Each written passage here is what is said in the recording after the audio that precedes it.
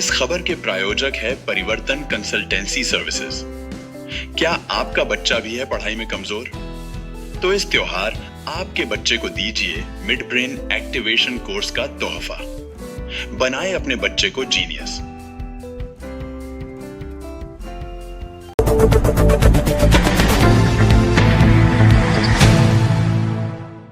दर्शकों, जैसा कि हम सभी जानते हैं कि हिंदू धर्म में जब भी कोई शुभ कार्य का आरंभ किया जाता है तो सबसे पहले भगवान शंकर और माता पार्वती के गजानन यानी गणेश जी की पूजा की जाती है। उसके बाद ही अन्य किसी देवता की पूजा की जाती है और यही वजह है कि भगवान गणेश को विघ्नहर्ता भी कहा जाता है।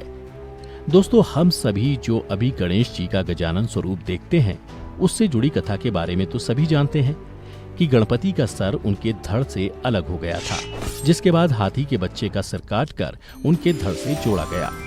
लेकिन दोस्तों, क्या आप जानते हैं कि गणेश जी का असली सर धड़ से अलग होने के बाद कहां गया और आज के समय में वह कहां है? तो वीडियो के अंत तक हमारे साथ बने रहिए।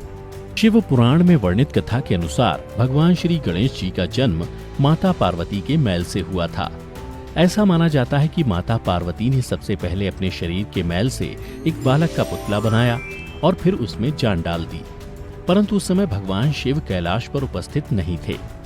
बालक रूपी पुतले में प्राण फूंकने के बाद माता पार्वती स्नान करने को जाने लगी और उन्होंने उस बालक से कहा, हे वत्स, मैं स्नान करने जा रही हूँ। तुम द्वार पर खड़े होकर रखवाली करो और मेरी आज्ञा के बिना किसी को भी अंदर मत आने देना।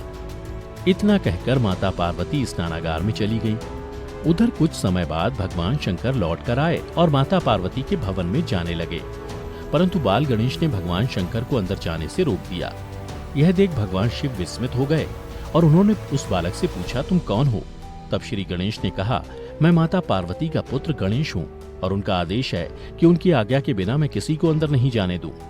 यह सुनकर भगवान शंकर ने उस बालक को बहुत समझाने का प्रयत्न किया, परंतु वह बालक नहीं माना। तब क्रोध के आवेश में आकर भगवान शिव ने उस बालक का सिर धड़ से अलग कर दिया और भीतर चले गए। उधर माता पार्वती को जब गणेश के वध की सूचना मिली तो वह क्रोधित होकर विलाप करने लगी, जिससे तीनों लोकों में हाहाकार मच गया। तब माता पार्वती को प्रसन्न करने के लिए भगवान शिव ने एक हाथी के बच्चे का सिर काटकर उस बालक के धड़ से जोड़ दिया और उसे पुनः जीवित कर दिया। और ऐसा माना जाता है कि भगवान गणेश तभी से गजानन कहलाने लगे। वहीं एक दूसरी कथा के अनुसार जब भगवान गणेश का जन्म हुआ तो कैलाश पर्वत पर उत्सव मनाया जा रहा था। उस उत्सव में सभी देवता बाल गणेश को आशीर्वाद देने के लिए शिवधाम पधारे थे, परंतु शनिदेव कैलाश तो आए लेकिन गणपति को देखे बिना ही वहां से जाने लगे। यह देख माता पार्वती को क्रोध आ गया और उन्होंने शनिदेव से इसका कारण पूछा। तत्पश्चात शनिदेव ने कहा कि अगर उनकी दृष्टि गणेश पर पड़ी तो अमंगल हो जाएगा, लेकिन माता पार्वती नहीं मानी और उन्हें गणेश को देखने का आदेश दे दिया। फिर जैसे ही शनि ने गणेश को देखा, उनका सिर कटकर हवा में विलीन हो गया। गणपति जमीन पर गिर गए और माता पार्वती बेहोश हो गईं। इसके बाद भगवान विष्णु ने एक नवजात हाथी का सिर काटकर गणेश जी के धड़ से जोड़ दिया। ये तो हो गई भगवान गणेश के जन्म और उनके धड़ से सिर अलग होने की कथा। आइए अब जानते हैं कि आखिर भगवान गणेश का वास्तविक सिर कहाँ गया। धर्मज्ञों की माने तो भगवान गणेश का असली सिर धड़ से अलग होने पर भगवान शिव ने उसे एक गुफा में रख दिया। इस गुफा को आज पाताल भुवनेश्वर गुफा के नाम से जाना जाता है।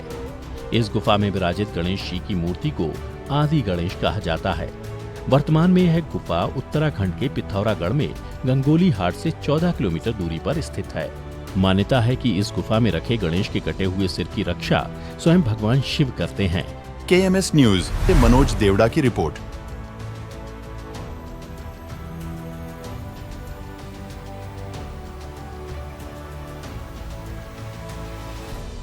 इस खबर में बस इतना ही।